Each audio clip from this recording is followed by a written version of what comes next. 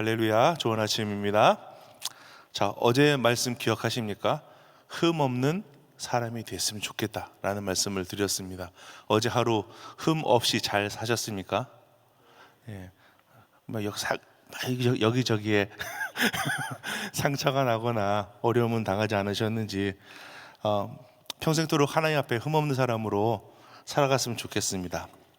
오늘은 두 번째로 하나님 앞에, 여호와 앞에 완전한 사람이 되었으면 좋겠습니다 라는 말씀으로 우리 말씀을 나누기를 원합니다. 먼저 오늘 말씀을 크게 나누면 1절에서 5절 사이에는 레위 사람들에게 기업이 되시는 하나님에 대해서 말씀하시고, 6절에서 8절까지는 레위 사람들 중에 주거지를 옮기고 사역을 옮기는 사람에 대해서 말씀을 하십니다. 그 다음에 9절에서 14절까지는 가나안 땅에 가증한 이방 족속들에 대해서 말씀하시고, 15절 19절 사이는 하나님이 보내주실 선지자 메사야에 대해서 말씀하시고요, 마지막에는 20절에서 22절까지 거짓 선지자들에 대해서 말씀을 하십니다. 오늘 말씀 이렇게 순서대로 쭉 한번 살펴보면서 말씀 나눴으면 좋겠습니다. 먼저 레위 지파에 대한 말씀 1절부터 8절까지인데, 1절에 보니까 레위 사람 제사장과 레위의 온 지파는 이스라엘 중에 분깃도 없고 기업도 없을지니 그들은 여호와의 화제물과 그 기업을 먹을 것이라. 이 말이 현대인의 성경으로 좀 쉽게 한번 풀어서 보면, 제사장을 포함한 레위 지파는 이스라엘 땅에서 분배받을 땅이나 재산이 없으므로 백성들이 여호와께 바치는 제물과 예물을 먹고 살게 될 것입니다 라고 말씀하고 계십니다. 야곱의 12아들을 이야기할 때 우리는 레위를 빼고 이야기할 수 없죠. 그러나 훗날 야곱, 이스라엘의 12지파를 얘기할 때는 우리는 레위 지파를 빼고 12지파를 이야기합니다. 이게 뭔 얘기인지 아시죠? 레위를 빼면 11지파가 되는데, 사실은 요셉의 두 아들 에브라임과 므낫세가 하나님의 복을 받아서 각각 한 지파를 이뤄서 이스라엘은 12지파 플러스 레위 지파, 이렇게 해서 사실상 13지파가 되는 거죠. 이렇게 구별된 레위 지파는 하나님께 속하게 되어서 하나님을 섬기는 사람이 되었습니다. 1절 말씀대로 보자면 레위 사람 제사장들과 레위 모든 지파는 이스라엘 백성들에게서 나누어 받을 땅도 재산도 없습니다. 다만 각 지파로부터 레위 사람들이 거할 집과 농사를 지을 만한 땅을 조금 나눠 받을 뿐, 레위는 내 것이라고 주장할 만한 재산이 그렇게 많지는 않다는 것을 말씀을 통해서 우리는 이미 알고 있습니다. 또 먹고 마실 것도 집에 딸려있는 조그만 땅에서 필요한 것들을 얻을 뿐, 나머지 것들은 사실상 제사를 드리는 이스라엘 민족들이 가져온 그 제물로 먹고 살아야 합니다. 다시 말하자면 레위인은 하나님에게 속한 사람이지만 이스라엘 백성들과 더불어 살며 그들을 위해 제사를 드리고 그들의 음식을 받음으로 살아가게 된다는 것입니다. 그렇기 때문에 레위인의 삶은 이스라엘 백성의 거룩한 삶에서 연결이 되어 있습니다. 이스라엘이 하나님 앞에 정해진 때에 정해진 율법에 따라서 제사를 드리며, 다시 말해서 온전하게 하나님 앞에 예배를 드리며 제사를 드리며 살아갈 때 레위 지파는 불편함이 없는, 풍족하다고까지는 말할 수 없지만 그런 풍족한 삶을 살아가게 되는 겁니다. 다시 한번 말해보겠습니다.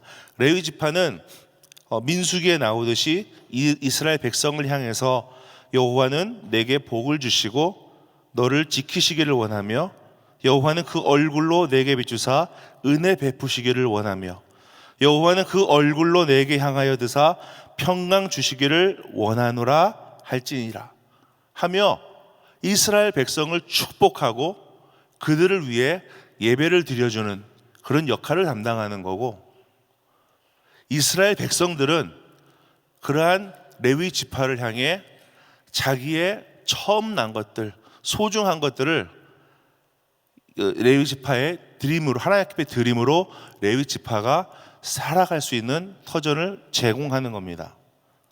교회에서도 사실 같은 방식이죠. 교회의 사역자들은 성도들을 향해 이 민수기의 축복을 날마다 축복하며 기도를 해줍니다.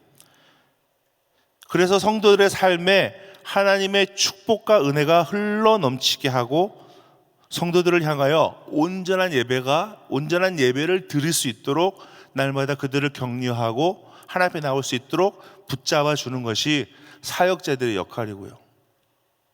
성도들은 물론 주의 종들에게 직접적으로 주는 건 아니지만 교회에 헌금하고 교회를 바로 세움으로 교회의 사역자들이 먹고 살아가는데 어려움을 당하지 않도록 서로 협력하는, 하나님 안에서 서로 같이 살아나가는 그러한 거룩한 공동체라는 것을 오늘 말씀에서 이야기하고 있습니다. 그리고 두 번째는 6절에서 8절 사이에 레위 사람의 사역지 옮기는 부분에 대해서 이야기를 합니다. 개인적인 뜻이 있어서 거주지를 옮기고 사역을 옮길 때 어디든 가서 하나님을 섬길 수 있다라는 것이 6절에서 8절 사이의 골자입니다. 6절 전반부에 보니까 뭐라고 나오냐면 온 땅 어느 성읍에서든지 거하는 레위인이라고 얘기를 합니다. 레위인은 일부는 수도 중앙에 있으면서 예배를 드리는, 제사를 드리는 일을 담당했고, 또 일부의 레위인들은 각 지파가 정해주는 처소 성읍에 들어가서 그 성읍에서 하나님의 말씀을 가르치고 또 그들을 위해 재판을 하며 그들이 살아갈 수 있는 터전을 제공하는 것이 레위인 사역의 역할이었죠.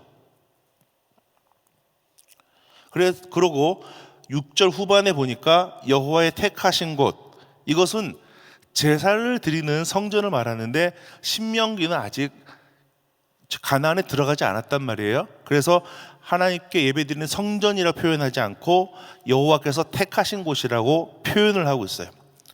쉽게 말해서 시골에서 사역하던 레위인이 서울에 올라와서 예배 사역을 하고 싶다고 할 때 이미 서울에서 예배를 드리고 있는 레위인과 동일한 일을 할 수 있도록 배려해 준다라는 것이 오늘 말씀입니다. 똑같은 사례로 먹고 살 수 있게 해주고 또 그 사람의 자기 소유의 땅을 팔고 돈을 가지고 있을 때 그 돈을 그 사람 개인의 돈이라고 주장할 수 있게 해준다는 겁니다. 목회자로서 참 감사한 말씀이죠. 이렇게 한 사람의 목회자가 온전히 살아갈 수 있도록 말씀으로 우리에게 주신 것 참 감사하게 생각합니다. 세 번째 말씀은 9절에서 14절까지 말씀인데 가나안 땅의 민족의 가증한 행위를 따라하지 말라고 오늘 말씀하고 계십니다. 9절에 보니까 너는 그 민족들의 가증한 행위를 본받지 말 것이니 라고 말씀하고 계신데, 제가 어제 말씀을 전하면서 가증한 것에 대해서 다른 표현을 가지고 있다고 말씀드렸어요. 그게 뭐냐면은 가장 가증한 것의 다른 표현은 하나님께서 역겨워하신다, 하나님께서 미워하신다. 그냥 가증하다라는 고상한 표현이 아니라 실제적으로 하나님이 그들을 역겨워하신다는 거예요. 그래서 그 민족들의, 가나안에 살고 있는 그 이방 민족들의 역겨운 그 행위를 본받지 말라라고 명쾌하게 말씀하고 계십니다. 그러면서 그 가증한 그들의 역겨운 행위들을 살펴보자면 10절에 보니까 그 아들이나 딸을 불 가운데에 지나게 하는 것을 얘기합니다. 이전에 신학교에 다닐 때 한 선교사님이 오셔서 말씀을 전하시면서 영상을 보여주셨는데 내용이 뭐냐면 인도쯤에 있는 한 조그만 마을인데 시골의 구석에 있는 마을인 것 같아요. 이 마을은 코브라, 그 뱀을 섬기는 마을이에요. 그러면서 그 마을에 1년에 한 번씩인가 그 조그만 어린아이 하나를 그 코브라에게 제물로 바쳐요.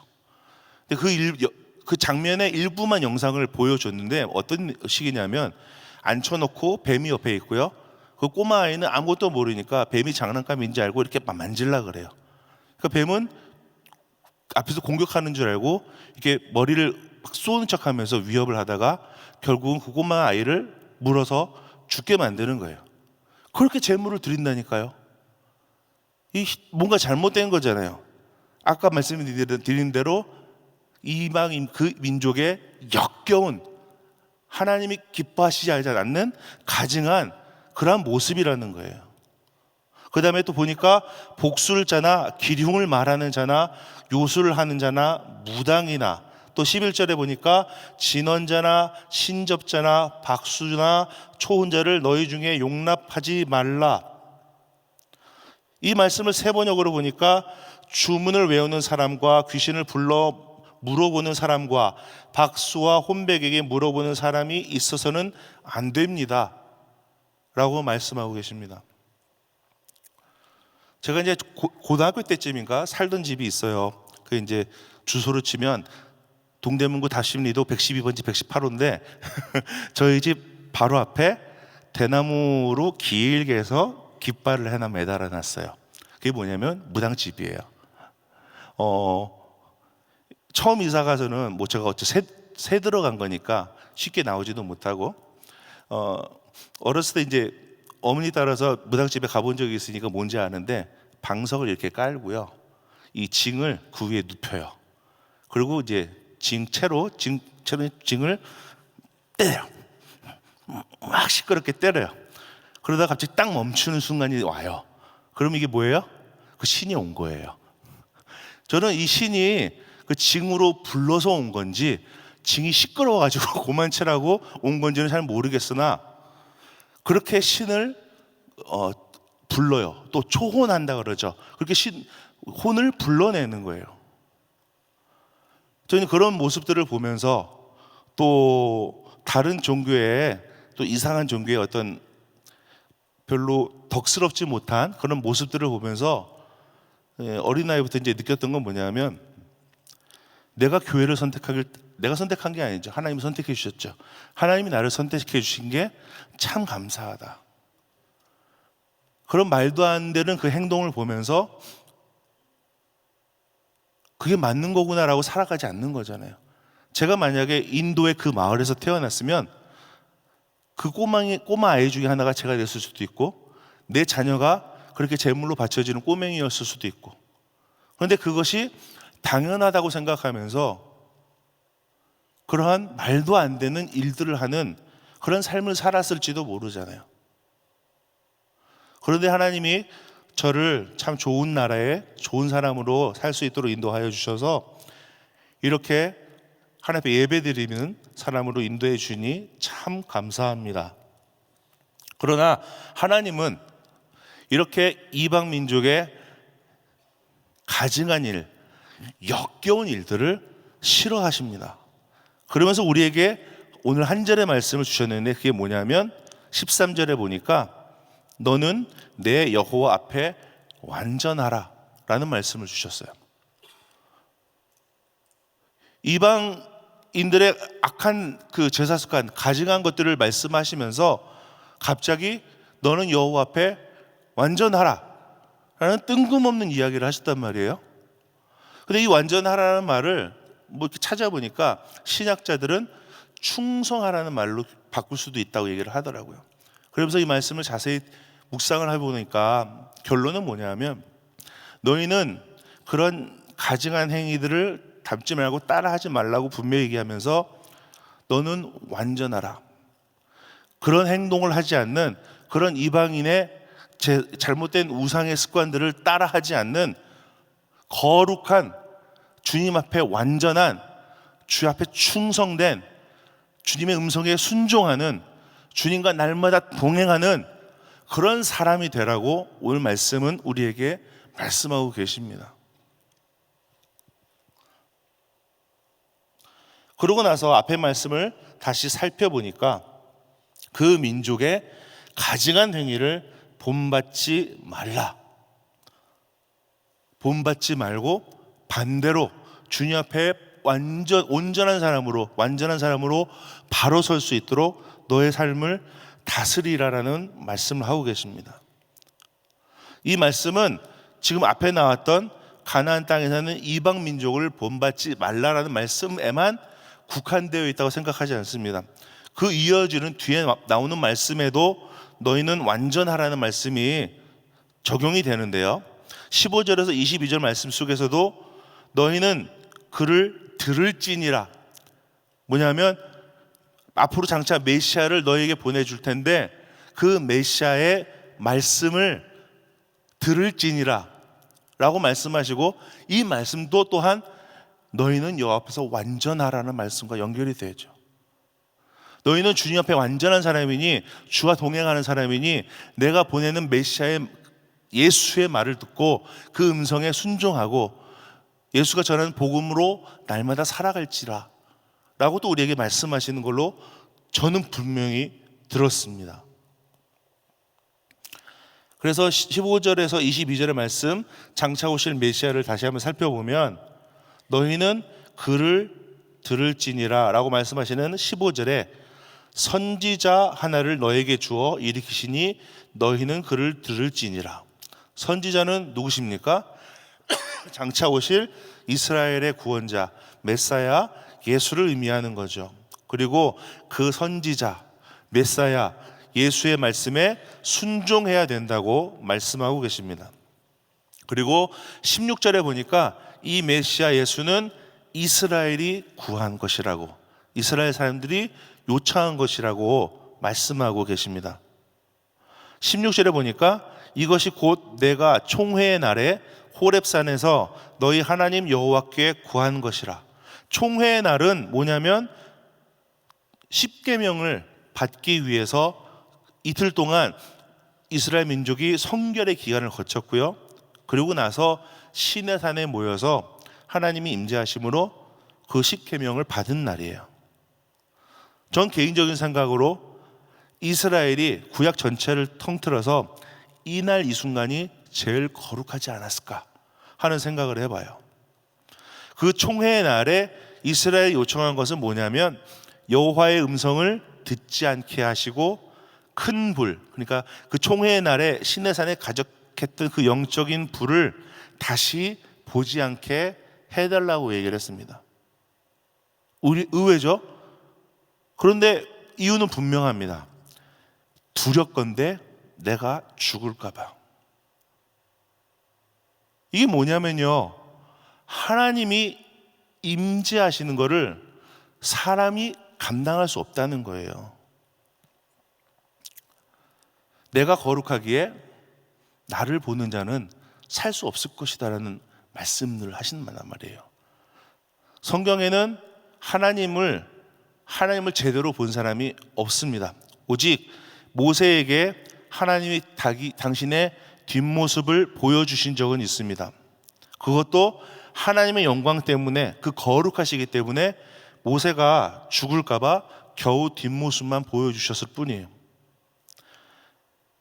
하나님의 모습을 보는 것을, 또 하나님의 이름을 부르는 것을 이스라엘 민족은 두려워했어요. 그렇기 때문에 이스라엘이 요청한 것은 여호와의 음성을 듣지 않게 하고 그 큰 불을 보지 않게 해달라고.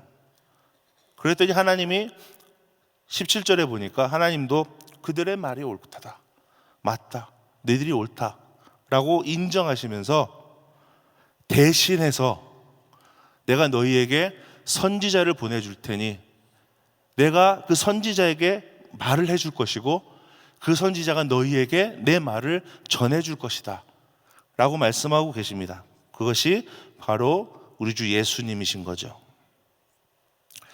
19절에서 20절 말씀을 보면 내 이름으로 고하는 말이라고 표현하시는데, 성경에서 선지자들이 말할 때 여호와께서 내게 임하여 말씀하시되 혹은 여호와께서 이같이 이르시되 하는 것처럼 여호와 하나님의 이름으로 선포될 말씀을 지키지 않는다면 벌을 받을 것이다 라고 말씀하고 계십니다. 선지자도 하나님이 말씀하지 않으신 내 생각으로 한 말이나 혹은 함부로 여호와의 이름을 빌려서 말하는 것, 또는 다른 신의 이름을 선포할 때 선지자는 죽임을 당하게 될 것이라고 말씀하십니다. 그러기에 우리도 하나님의 말씀을 선포할 때 내 생각대로 사스럽게 말하지 아니하고 함부로 여호와의 이름을 망령되이 일컫지 않고 다른 신의 이름으로 선포하는 것이 아니라 오직 여호와의 이름으로, 예수의 이름으로만 선포하는 여러분들 되시기를 바랍니다. 그러고 나서 우리는 다시 13절로 돌아가야 됩니다. 뭐라고 말씀하셨어요? 너는 내 하나님 여호와 앞에서 완전하라. 하나님 앞에 완전하고 충성되어야 한다. 여호와 하나님의 말씀이 내게 임했을 때 이스라엘을 향해 말씀을 선포해야 된다. 듣는 이스라엘은 말씀을 듣고 순종하였고, 선지자는 하나님이 말씀하지 않으신 내 생각을 말하지 않고 여호와 이름을 함부로 쓰지 않고 다른 신의 이름을 부르지 않는 것, 그것이 주님 앞에, 하나님 앞에 완전한 것이고 거룩한 것이고 주님의 말씀에 순종하는 것이고 주님의 뜻을 따라서 날마다 살아가는 것이 아닌가. 그렇게 오늘도 우리는 여호와 앞에 완전한 사람으로 살아나가야 됩니다.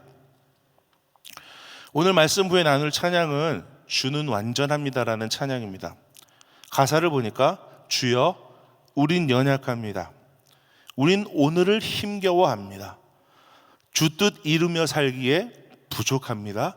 우린 연약합니다 라고 고백하고 마지막에는 그날에 우리를 이루어 주실 그 주님은 완전합니다라고 고백합니다.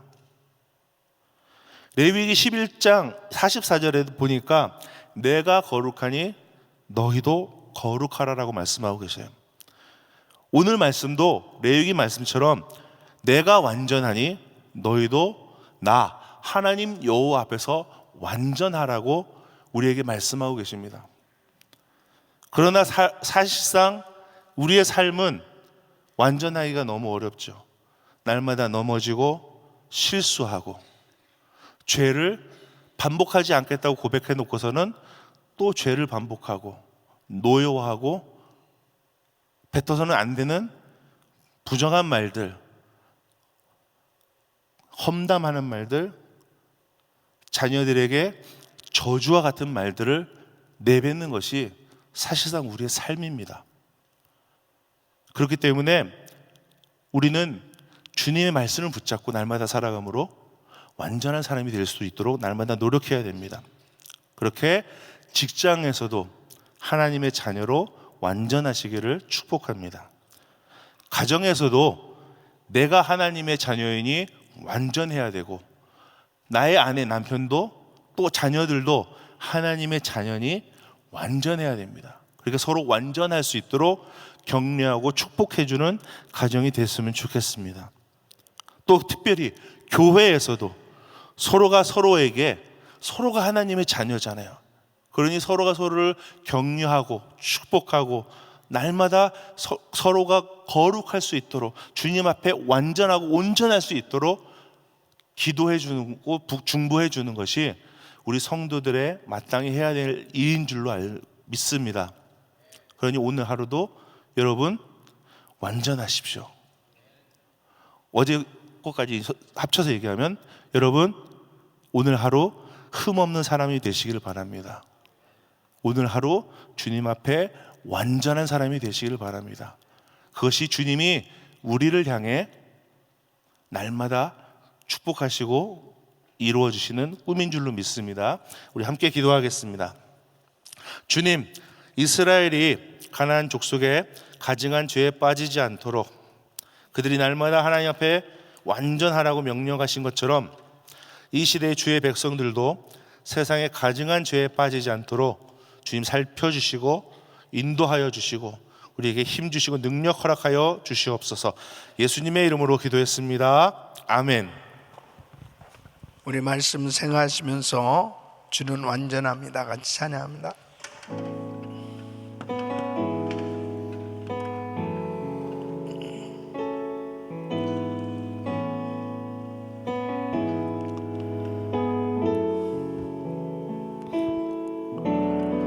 주여 우리 연약합니다.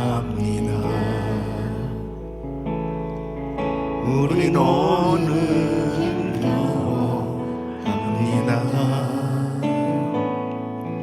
주 뜻 이루며 살기에 부족합니다.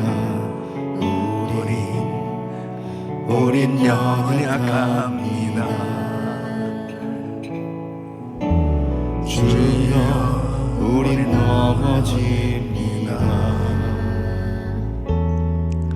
오늘 하루 또 실수합니다. 주의 긍휼을 구하는 죄인입니다. 우린 주만 바라봅니다. 두 손 높이 드시고 한없는 주님의 은혜 온 세상 위에 넘칩니다. 가릴 수 없는 주 영광 온 땅 위에 충만합니다.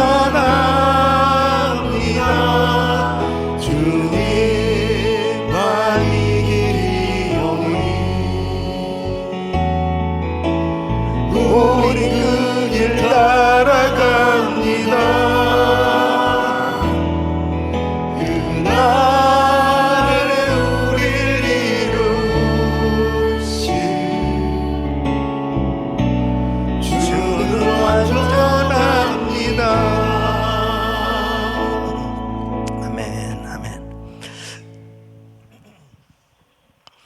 하나님의 자녀들이 살아갈 때에 하나님의 말씀대로 산다고 하는 것, 이것이 온전한 삶, 완전한 삶이 되는 비결입니다. 근데 하나님의 말씀대로 온전히 산다고 하는 것은 우리 인간의 힘으로는 불가능한 거죠. 아담과 하와가 죄를 짓고 난 후에 인간에게 죄가 들어왔고 그 죄로 인해서 인간은 하나님과 멀어지고 그리고 하나님 앞에 온전한 삶이 되어지지 못하는 그러한 죄의 상태에 놓여 있을 때 바로 하나님께서 계속해서 선택받은 하나님의 백성들이 어떻게 하면 온전한 삶이 될까? 어떻게 하면 완전한 삶이 될 수 있을까? 그 하나님과의 관계를 바로 가질 때 하나님의 은혜 가운데 온전한 삶, 완전한 삶이 될 수 있는데, 그러한 삶이 되기 위해서 택함받은 백성들을 위해서 하나님께서는 제사 제도를 허락하신 것이죠. 이 제사 제도는 궁극적으로는 너희 힘으로는 안 되기 때문에 바로 내가 너희에게 선지자를 보내겠다. 바로 하나님의 아들 메시아, 무음하신 분, 완전하신 분 예수 그리스도를 보내셔서 예수님께서 십자가에서 죄와 저주와 허물을 담당하심으로 인해서 예수 그리스도 안에서 온전하고 완전한 자가 될 수 있게 된 것입니다. 그러니까 이 제사 제도는 끊임없이 메시아를 기다릴 수밖에 없는 거예요. 그래서 하나님의 은혜가 아니면 우리는 온전해지고 완전한 인생이 될 수 없는 거죠. 하나님 앞에서 누가 온전하고 완전해질 수가 있겠습니까? 오직 하나님의 은혜를 입어야 되는 것이면 예수 그리스도의 의로 의로워질 수 있는 것이지, 인간의 행위로 의로워질 수 있는 사람은 단 한 명도 없는 거예요. 그래서 날마다 하나님 앞에 바른 이 제사를 드려야 되는데, 이 택함받은 하나님의 이 백성들을 위해서 바로 레위지파를 선택해서 제사를 드리는 일을 하는데, 이 레위지파는 분깃도 없고 기업도 없다라는 말은 너희는 온전히 이 제사 드리는 일만 하라는 거죠. 그리고 이 백성들은 하나님 앞에 온전히 제사를 드림으로 인해서 드려진 이 제물, 이 모든 것은 또 레위인들이 제사 드리고 사역하는 그 일을 위해서 온전히 쓰여지도록 그렇게 하나님께서 만드신 겁니다. 그러니까 백성들은 뭐예요? 결국 기업을 가지고 농사도 짓고 모든 일을 하지만 항상 안식일을 거룩하게 지켜야 되고 늘 제사법을 가지고 또 절기를 지키면서 날마다 하나님의 백성들이 하는 일은 하나님을 예배하는 것입니다. 궁극적으로 하나님을 예배하는 것, 그 예배를 진정으로 잘 드릴 수 있도록 돕는 것은 레위 지파가 하는 일이라는. 그래서 이스라엘 백성들이 가나안 땅에 들어가서 그렇게 가증한 우상 숭배하는 거, 그것을 하지 말도록 그렇게 하나님께서 말씀을 하셨지만 그들이 우상 숭배하고 결국 타락했던 이유는 뭐냐면 예배에 성공하지 못했기 때문입니다. 그러니까 오늘날도 역시 마찬가지예요. 우리 성도들의 온통 생각은 뭐 사업도 하고 직장생활 하지만 이렇게 하나님 앞에 새벽 제단을 쌓고 그리고 하나님 앞에 한 주간을 예배 중심으로 금요 집회를 하고 주일 예배를 드리고 가정교회 예배를 드리고 그리고 이 그리스타임 매일 말씀을 묵상하면서 온통 말씀 중심으로 살 때 세상에 빠지지 않습니다. 구별된 삶이 될 수 있는 길은 예배에 성공해야 되는 것입니다. 그리고 우리 주의 종들은 항상 매일같이 생각하는 것이 어떻게 하면 예배를 잘 섬길 것인가, 어떻게 하면 예배를 최선을 다해서 섬길 것인가. 그 레위 지파가 하는 일은 바로 직책상 제사장과 일반 레인인데 바로 이 목회자와 또 교회를 섬기는 귀한 일꾼들이 온통 다른 생각하지 말라는 거예요. 그냥 예배만 잘 드릴 수 있도록 준비하라는 거죠. 이것이 하나님께서 하나님 앞에 완전한 삶이 될 수 있는 길이라고 말씀하시는 것입니다.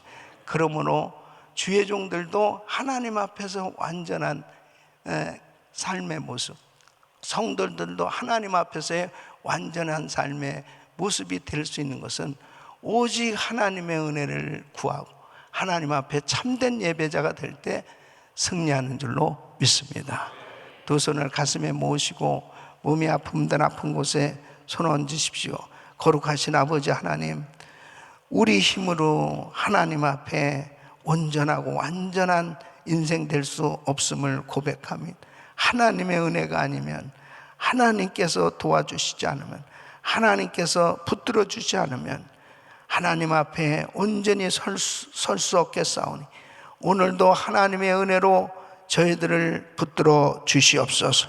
주님의 보혈을 뿌려 주시옵시고 정결케 하여 주시옵시고 깨끗케 하여 주시옵시고 성결케 하여 주시옵시고 무엇보다도 회개의 영을 부어 주셔서 주님의 보혈로 씻어 주시옵시고 하나님 앞에 온전하게 세워질 수 있도록 도와 주시옵소서. 오늘도 연약한 육신들 안수하여 주시고 깨끗케 하여 주시옵소서. 예수 그리스도로 명하노니 모든 병만은 떠나 갈지어다, 모든 흑암에서는 떠나 갈지어다, 모든 암세포는 없어질지어다, 모든 수치는 정상이 될지어다. 주여 이 시간도 병상에 있는 우리 성도들 안수하여 주시고 일으켜 주시옵소서. 깨끗게 하여 주시옵소서. 회복시켜 주시옵소서.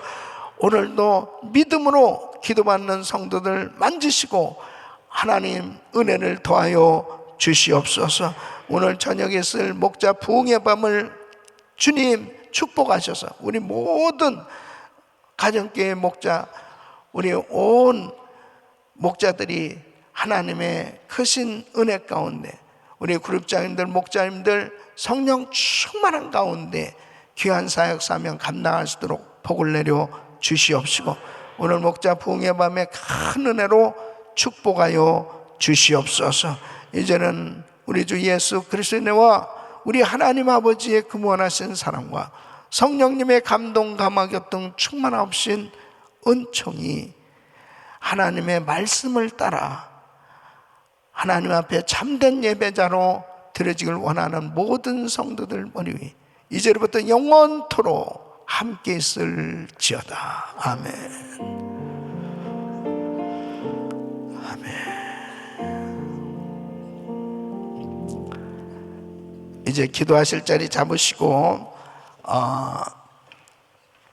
그리스타임 기도 제목들 담임 목사님 가정과 사역을 위해서 또 교회 창립 42주년 이제 부흥성회를 위해서 계속 기도해 주시길 바랍니다. 이번에 오시는 강사 목사님, 이수은 목사님 정말 귀하신 목사님이십니다. 말씀도 좋으시고 성령 충만한 귀한 목사님이신데 이번 집회를 사모하시면서 위해서 기도해 주시고 또 오늘 저녁에 있을 목자 부흥의 밤을 위해서 기도해 주시고 오늘도 목자님들, 부목자님들 다 믿음으로 같이 참여하시길 바랍니다. 교회 지체 사역을 위해서 우리 권역 담당, 우리 그 선교부 권역, 권역석, 유영수, 이상홍, 이재근, 김민성, 원용경, 장영호, 최윤호, 장준영 장로님들, 권역 담당 장로님들 또 권역 위에서 기도해 주시길 바랍니다. 한 분의 선교사님 가정, 태국에 사역하시는 박경덕, 신미선 선교사님 가정 위해서 기도해 주시고 선교지 특별히 이제 단기 선교팀들이 많이 준비하고 있습니다. 우리 단기 선교 위해서 기도해 주시고 또 전쟁 중에 있는 나라들을 위해서 기도해 주시길 바랍니다. 우리 주여 부르짖고 기도합니다. 주여, 주여, 주여.